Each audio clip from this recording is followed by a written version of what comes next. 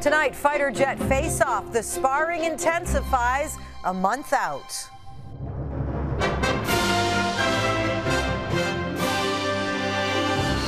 The F-35 debate again. It no longer makes sense. Our military needs a new jet. The Liberal Party's living in a dream world. One controversial contract, 3 distinct positions.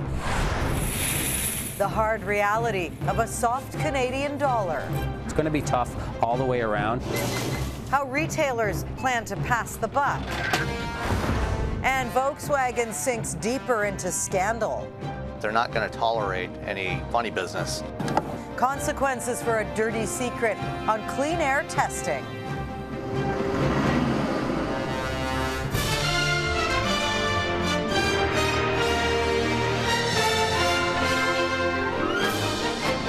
CTV National News with Lisa Laflamme. Good evening. This time, exactly 4 weeks from right now, we will be deep into election results. One of the longest campaigns in Canadian history began as a 3-way race, and through all the ups and downs, the stalemate remains. Tonight, the latest Nanos poll for CTV News and the Globe and Mail shows this couldn't get much tighter. The Conservatives at 31%, the Liberals and NDP both at 29%, all within the margin of error.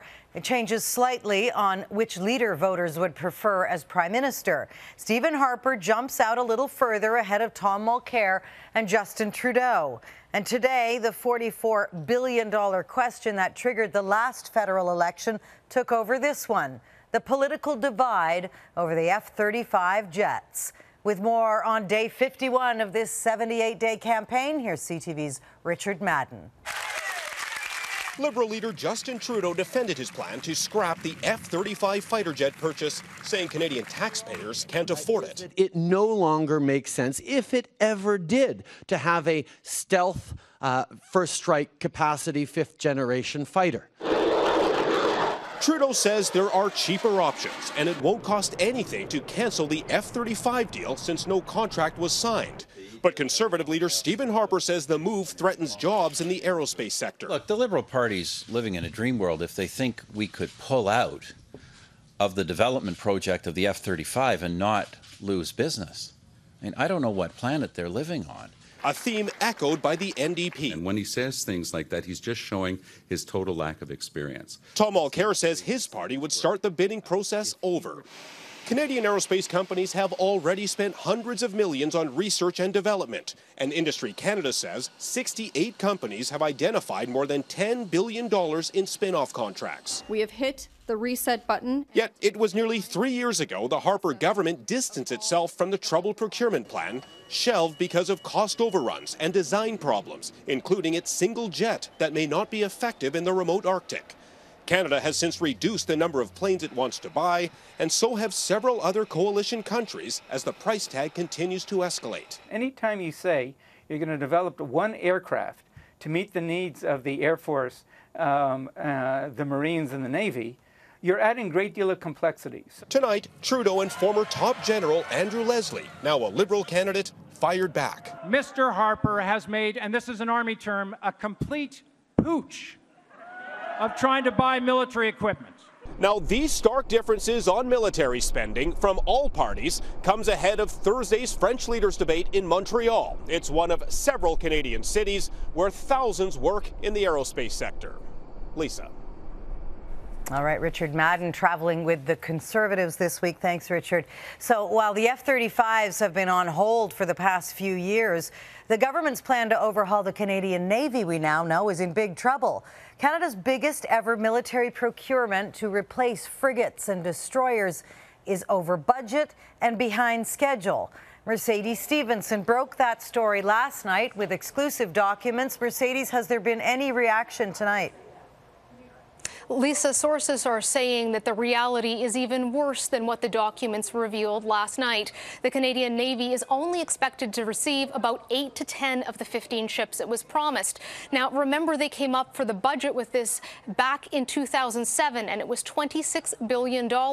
But that money is dwindling at the rate of $1 million a day due to inflation alone. Insiders are telling me that the fixed budget, along with slow decision-making and red tape, have put this procurement in jeopardy. Now, we're still waiting to hear the defense policies of the three-party leaders, but the Liberals are promising spare money from dropping the F-35 procurement will go to the Navy. Lisa? Okay, I'm sure we'll hear more on this. Mercedes Stevenson with the exclusive details on Navy procurement. Thanks, Mercedes. Politicians are often accused of sacrificing the future for the present, but that does not apply to one of the biggest planks in the NDP platform. The party will need to win not only in October, but also the next election to fully realize its promise of $15 a day childcare. Here's CTV's Katie Simpson. Tom Mulcair's childcare pledge is one of the biggest, most expensive and popular promises in the NDP's platform. Quality $15 a day childcare is one election away. But today, in an interview with CTV's local station in the Maritimes, Mulcair acknowledged the wait will be much longer. So nobody with a young child today benefits from this? Well, everybody with young children today has an interest in making sure that we have for the future a quality, affordable childcare system. A system that would take an NDP government 8 years to fully implement, and that's only if the provinces get on board. But even with the proposal to have Ottawa cover 60% of the costs, some provinces, like New Brunswick, are already signaling it could be a struggle. We would have some concerns in terms of what the cost would be for us as a province. British Columbia has also raised concerns.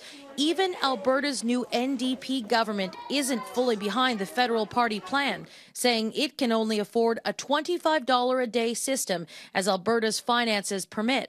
Mulcair admitted his national plan may look more like a patchwork.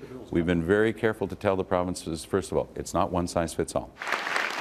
Justin Trudeau dismissed the NDP approach, saying 8 years is too long. But his early childhood learning plan doesn't kick in right away either. We will work with provinces, territories, and First Nations to create a new child care framework. They're also proposing tax breaks for families, something the Conservatives are pushing too, so families can make their own decisions about childcare. Mulcair defended the time frame of his plan, saying it's prudent and responsible to ramp up over 8 years. Lisa. All right, Katie Simpson with the NDP in Moncton tonight. Thanks, Katie. Tom Mulcair also announced new funding for veterans today. The NDP leader announced $450 million over 4 years to treat former soldiers with PTSD and to improve long-term care. At a town hall in Toronto, Liberal leader Justin Trudeau hinted the deficits he plans to run to kickstart the economy could go higher than $10 billion if needed. He's promised to balance the budget in 2019. And Stephen Harper brushed up on his painting at a home hardware in St. Jacobs, Ontario today, where he promoted his plan for a permanent home renovation tax credit. The economy, of course, has been a dominant theme in this election campaign. And today, the Retail Council of Canada underlined the concerns of so many Canadians with a new study that found the falling Canadian dollar is about to push prices way up. The sticker shock will be felt everywhere, from big box retailers to the grocery store, and likely just in time for the holiday shopping season. As CTV's Todd Battis reports, even the belt consumers will have to tighten will cost more. I think we can put it in. We can put it in here. It's never been busier in this Toronto warehouse. That would be great if it wasn't a food bank. Every time the loonie drops and grocery prices go up, Gail Nyberg, who runs Daily Bread, sees more people coming in. You can imagine if staples like milk or bread increase by 50 cents, it has a dramatic impact on those who have the lowest incomes. Produce, meat, and just about everything else from the U.S. could jump sharply in the coming months. The Retail Council of Canada found half the businesses they spoke to are paying more for products from the States. It's a huge problem for retailers. The depreciation of the dollar leaves most with no choice but to pass the increase on to consumers. Some larger chains are trying to avoid that. Still, something has to go. Maybe they have to hold off on hiring new staff, or maybe those wage increases that they thought they were going to be able to do, maybe they can't do those this year. So it's going to be tough all the way around. As is normally the case when the loonie goes for a tumble, there are fewer Canadian license plates at the U.S. border heading into that country for a day of shopping. The upside in all of this may be for Canadian manufacturers. Frames are made in Canada. It's just a very solid piece of furniture. Jeffrey McLean expects to order more items from Canadian suppliers like Vogel chairs. It's a bargain right now to buy a Canadian-made sofa. It's going to be 30 to 40% cheaper than its American counterpart. But for the most part, there will be no avoiding higher prices, from food to clothes, just in time for Christmas. Todd Battis, CTV News, Halifax. Time for a 2-minute break, but when we come back, we'll have Hungary's latest hard line against refugees. The military gets new marching orders on use of force. Plus, Catholicism and communism. The Pope charms Cuba. Next stop, the USA.